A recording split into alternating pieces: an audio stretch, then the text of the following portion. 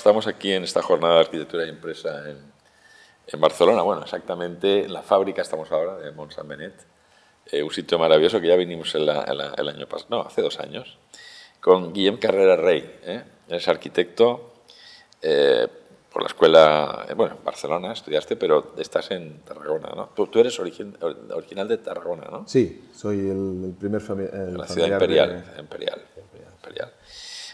Muy bien. Bueno, eres casi del 80, o sea que estás en lo que se llama la plenitud del arquitecto, ¿no? Entre los 40 y los 50 es cuando se empieza ya a tener, porque cuesta mucho, ¿no? El arquitecto hasta que tienes la formación, ¿no? La estructura también, ¿no? Hemos hecho un recorrido por los premios y la verdad es que, bueno, pasándolo año a año, esto ya lo dejamos para los que quieran seguirte porque tienes un montón de premios. Y luego hemos hecho un recorrido por tu obra, nos parece muy mediterránea, ¿no? Tienes muchísima vida unifamiliar también, utilizas mucho la piedra, ese toque de la madera, también juegas con la estructura, porque tienes voladizos importantes. Es un tipo de arquitectura que desde el Valencia la entendemos muy bien también, ¿no? Es un poco ese carácter mediterráneo, ¿no? Y bueno, mira, nos ha gustado mucho la Cama Marcelo, que está premiada, que es un tema de rehabilitación, ¿no? Es muy, muy elegante, ¿no? ¿Qué obra reseñarías tú? Una de las que ya hayas hecho, que te has quedado muy satisfecho, y otra que en este momento estés empezando a proyectar o que te tenga más o menos el enfoque. Bueno, yo creo que la obra que marcó un punto de inflexión en el despacho fue el Centro de Día y el Hogar de Ancianos de Blancafort. Ajá. Porque, bueno, fue un proyecto que pudimos tirar adelante la fase de proyecto, luego tardó, como siempre, pues, sus 10 años en poderse realizar. Pero bueno, no teníamos en ese momento ni 30 años de edad, 27, 28, es este de aquí. Y pues bueno, fue una manera de entrar. Bueno, habíamos ganado hacía no mucho un pequeño concurso para un colegio. Sí. Y fue como, bueno, con el colegio nos pusimos al nivel de la obra pública, ¿no? Yeah. Pero el colegio, por razones o por otras, no se construyó. Y esta obra, pues pensábamos que no se construiría porque era una visión de un alcalde muy ambicioso. Yeah. Y bueno, necesitaba pues varias subvenciones para poderse llevar a cabo. No era fácil. Entonces el reto fue un poco el hecho de conseguir una obra que llamara la atención para que las administraciones públicas decidieran invertir en ella antes que otras. Fue un poco el punto de salida. Y así como el colegio pensábamos que lo construiríamos, no lo construimos, una cosa que ya tenía subvención directa, que por lo que sea pues se perdió. Sí. Y que necesitó de muchos organismos, se consiguió el 90% de financiación, que era muchísimo en ese momento, una obra que... Además, una obra ambiciosa a nivel incluso de acabados, ¿no? Es hormigón, además muy bien tratado. ¿Y esto es acero corten? Acero corten, sí. Tiene también piedra colocada en mampostería ordinaria. Sí. Y bueno, fue una cuestión de... Está en el inicio del pueblo, sí. Y era una manera de dar la bienvenida también al municipio. ¿Entendieron el hormigón allí? Bueno, tengo que decir ahora se ha puesto de moda, nosotros hacemos mucho hormigón, pero sí. En un primer momento alguien te diría, ¿pero esta obra está acabada? El equipo municipal, al ver que la cosa iba adelante, confiaba en nosotros al 100%. Pero es verdad que cuando solo había la estructura de hormigón, sí. Y nada más, ningún otro acabado, hacían bromas en el pueblo, que si un búnker, que si tal. Es el clásico. Pero tengo que decir que cuando se terminó, un vecino de la misma calle delante, mayor, 80 años quizá, salió y me dijo una cosa que para mí fue lo mejor que me podían haber dicho de la obra, que es, para mí, como si siempre hubiera estado. Y me dijo esto, y esta frase... Qué bonito la base de piedra con él. Este muro era preexistente, ¿eh? Era donde abocaban la vid, ¿sí? Del tractor al camión que iba a la bodega. Entonces aprovechamos este zócalo existente, porque el programa no daba para más, para integrarlo, pero realmente solo hay esta pieza que conecta con la parte de arriba. El resto no es nada, pero en cambio nos acompaña Qué bien. y le quisimos dar como como una bienvenida, Sí, sí. con arquitectura moderna, pero a la vez integrativa, porque esta piedra es la misma que está en muchos espacios del pueblo, y luego pues en planta baja para no salir más que las casas que había al lado, Qué bien. y que acompañara. Y bueno, esta frase es la que, bueno, me sentí como, bueno, Como pues si hubiera estado siempre ahí. para mí como si siempre hubiera estado ahí, y un señor que no... Un abrazo ahí, ¿no? Sí, bueno, primero me quedé sorprendido. Es emocionante, ¿no? Es que es lo mejor que puedes decir, ¿no? Sí. Y ahora, en este momento, ¿has alguna cosa que te enseñarías Ahora estamos haciendo pues, varios proyectos con varias texturas. Me interesa mucho trabajar la textura en los proyectos. Destacar uno, bueno, ahora mismo está en una época muy buena, estamos trabajando entre 17 y 18 proyectos a la vez, pero es verdad que últimamente estamos haciendo más la cuestión de unifamiliares. Ya. Y bueno, destacar alguno así, pues no sé, tendría que explicar varios, ¿no? Pero sí que es verdad que intentamos que los proyectos no se parezcan entre ellos y que hablen más del cliente que de nosotros. Ya. Y entonces me gusta, sobre todo de los nuevos que estamos haciendo, la investigación un poco tipológica en formas de implantación. También, bueno, tenemos la suerte que tenemos algunos clientes que nos dejan explorar cosas que a veces no son tan habituales, porque el mundo de la unifamiliar... de españoles y extranjeros, porque nosotros, por ejemplo, casi todos ya son sudamericanos que vienen o de países del este. ¿Vosotros seguís manteniendo un cliente español? Sí. ¿Sí? Sí, sí, sí. Tenemos extranjero y tenemos nacional. Muy bien. La anécdota que nos puedes contar, la verdad es que es la del abuelo este, yo creo que es perfecta. Pero bueno, si se te ocurre alguna anécdota más... Bueno, hay una anécdota que siempre cuento que me gusta, que es que cuando empecé, claro, yo al terminar la carrera enseguida tuve un proyecto encima de la mesa que me llevó a otro y me llevó a otro. Entonces hice prácticas durante la fase de estudiante, pero al salir ya me puse... Y bueno, me acuerdo las primeras obras que hacía, que llegaba y en las diferentes fases me gustaba pasear por la obra, mirar todo y no me conocía nadie, nadie sabía quién era. Hasta que ya había hecho mis notas y mis cosas, entonces reunía a la gente que veía y decía, buenas tardes, ¿no? Aquí estoy yo, ahora ya no me pasa. La juventud es lo que tiene. Sí, quedaba muy camuflado. La primera obra que hice me tuve que dejar un bigote porque llegaba y se descojonaba. Bueno, pues nada, vamos a por el test. La primera es: ¿con qué arquitecto clásico actual te tomarías un café y qué le preguntarías? ¿Quién te gustaría hablar? Hombre, te diría bastantes. Me gustan muchísimos arquitectos, no tengo uno preferido. Pero si pudiera tener la oportunidad, pues te diría 4. Te diría Aalto, te diría Jacobsen y muy especialmente extranjero John Launer y nacional Sert.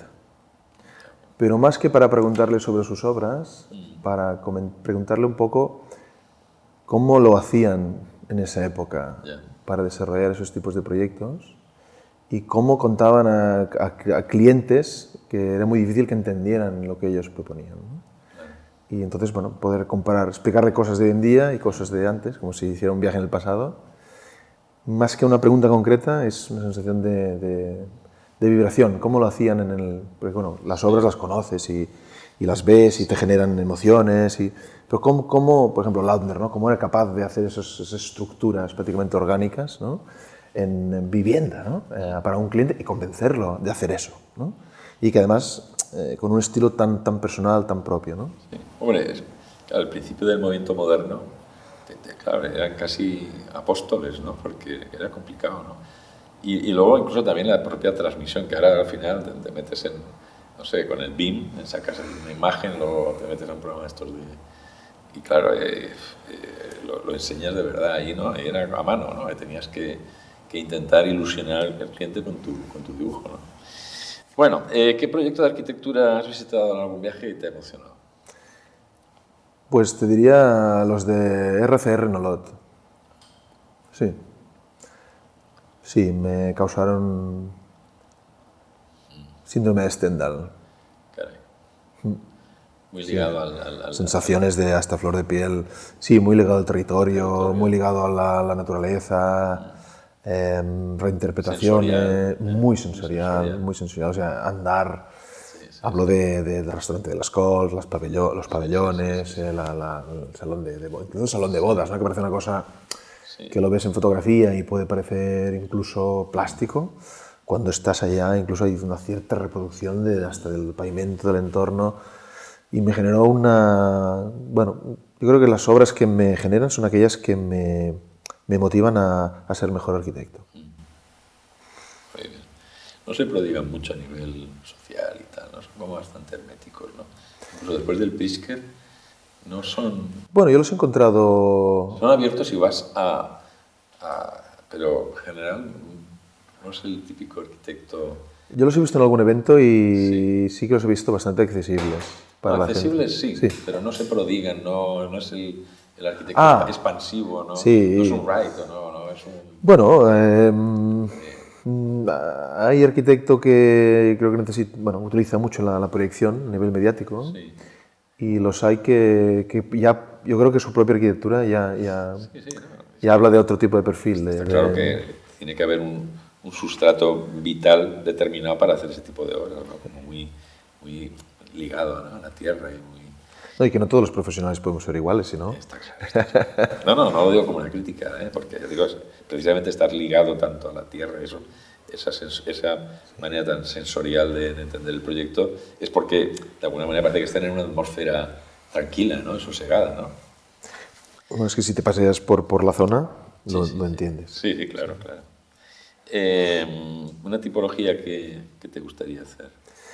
A mí, muchas, pero siempre he soñado con hacer un museo. Mira, pero muchas. A mí me gusta mucho investigar. Ahora lo hago con las obras que tenemos, pero si tuviera cualquier otra también. Muy bien. Pero el museo sí, me recuerda que hice uno durante los estudios y siempre me ha quedado esa cosa pero por la parte más poética, ¿no? Que no tienes que justificar tanto ciertas cosas, ¿no? Del 1 al 10, ¿cómo crees que nos valora quitando el abuelo? ¿Cómo crees que nos valora la sociedad? La sociedad como concepto general para mí es muy variado, ¿no? Entonces, depende un poco del perfil que te valore. Si son personas que tienen un cierto nivel cultural, pueden entender que podemos aportar mucho. Pero también entiendo... Pero yo creo que el nivel de comprensión de la arquitectura en general, a veces simplemente pues, por Pinterest o lo que sea, ¿no? Pero ha aumentado, yo creo que sí. Ha aumentado muchísimo, sí. En general, sí. En este tipo de entrevistas todos nos decís que, en fin, que la valoración no es muy buena y tal, pero yo creo que en el fondo sí que pensáis que estamos mejorando, ¿no? Sí, no, claramente. Si me pides una nota, te diría pues 6, 7, Bien, positivo, sí. Si no me voy deprimido. No, y además hay muchísima gente que gracias a las redes sociales, que antes no se compraba un libro de arquitectura, ni había webs de arquitectura, porque vale ese dinero, se lo compraba un arquitecto, pero no una persona aficionada.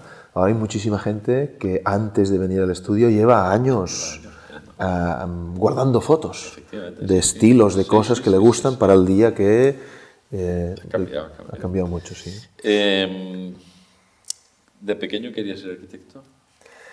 Mira, esta pregunta, cuando la vi escrita, llamé a mi madre ayer. Eso preguntaste.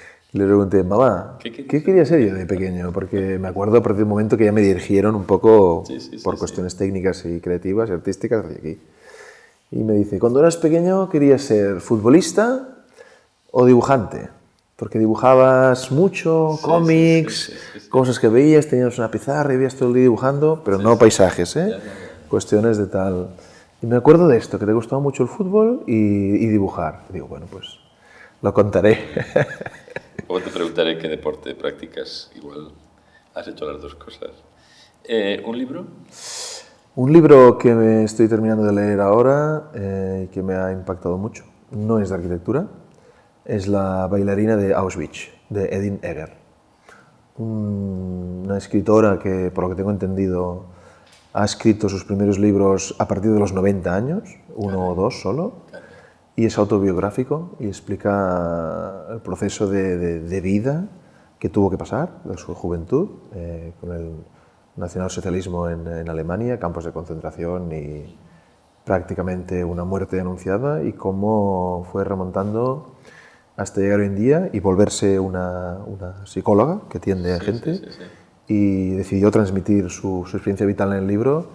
Y la verdad es que esos libros que se te quedan y que si algún día tienes un mal día o una bajada de ánimo, leyendo 10 o 12 páginas te das cuenta de que eso no es nada. La vida es bella. ¿Deporte? ¿Fútbol? Deporte, he practicado fútbol, he practicado tenis, he practicado ping-pong. Hoy en día ya por cuestiones laborales y familiares no puedo. Y ahora lo que hago es, bueno, salgo a correr un poco, juego con los niños, hago un poco de mantenimiento si puedo por las mañanas, si puedo. ¿Cuántos tienes? Tengo 3 hijos. 3 hijos. Eso ya es familia numerosa hoy en día. Sí. Y me gusta pasar el máximo tiempo posible con ellos. Y con mi mujer también. Luego te voy a preguntar la tarde perfecta, pero ya me la has respondido. ¿El plato que mejor te sale? No lo sé, esto habría que preguntárselo a otros, pero lo que es la cocina no soy de un plato único. Yeah. Me gusta tanto las cosas sencillas y directas y de calidad y producto ecológico, como una cosa muy trabajada. En todo le veo cosas. Muy bien. Si fueras un director de cine, ¿qué género te gustaría? ¿Dirigir? Sí. A mí me gustan mucho las películas que tienen una parte en la que explica las emociones del personaje de manera onírica. Te citaría dos directores, Julio Medem, español, y hay un diseñador de moda que nunca me hubiera imaginado que era capaz de hacer cosas así, que es Tom Ford, que hizo una película muy buena que creo que estuvo nominada a la Bienal de Venecia, recuerdo, digo de memoria, quizá me equivoco. Y sale una casa de John Launer, además. Qué bueno. Y es una película que no mucha gente la conoce porque lo conoce más como diseñador de moda, sí. Pero que recomiendo verla, solo ya por ver la casa, pero también por la forma onírica, tipo Julio Medem, de explicar estas cosas. Julio Medem tiene esta de Formentera, ¿no? Sí, tiene la Lucía y el sexo, sí, y muchas más. Sí. Muchas más, me acuerdo de esta película. Pero explica las emociones, pues, ¿no? A veces ves una persona que cae dentro del mar, ¿no? Y no tiene nada que ver con el relato, pero tú entiendes, ¿no? Que se está sumergiendo en algo pues, negativo, ¿no? Entiendes con imágenes. Me parece poético, muy creativo. ¿Y la tarde perfecta? Pues... Tarde perfecta para mí, pues mira, en una cabaña en el bosque, con frío fuera, con un jacuzzi de agua caliente, exterior, y pues con mi mujer y con los niños. Sí.